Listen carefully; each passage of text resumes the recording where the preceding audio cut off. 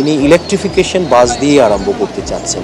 রাজধানীতে নারীদের জন্য আলাদা বাস সার্ভিস চালুর নির্দেশ দিয়েছেন প্রধানমন্ত্রী তারেক রহমান। সচিবালয়ে সোমবার সড়ক পরিবহন ও সেতুমন্ত্রী শেখ রবিউল ইসলামকে এই নির্দেশ দেন তিনি। প্রধানমন্ত্রীর অতিরিক্ত প্রেস সচিব আতিকুর রহমান রুমন এ তথ্য জানিয়েছেন। মহিলাদের জন্য আবেদন সৃষ্টিকারী এবং সিকিউর গণপরিবহনের বাস।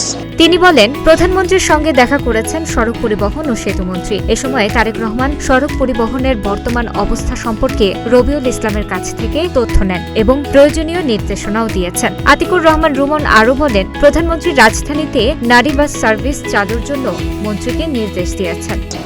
মহিলারাই চালাবে। তিনি ইলেকট্রিফিকেশন বাস দিয়ে আরম্ভ করতে চাচ্ছেন। চিটাগং থেকে এখানে এসে অফিস করবে, কেন হবে না?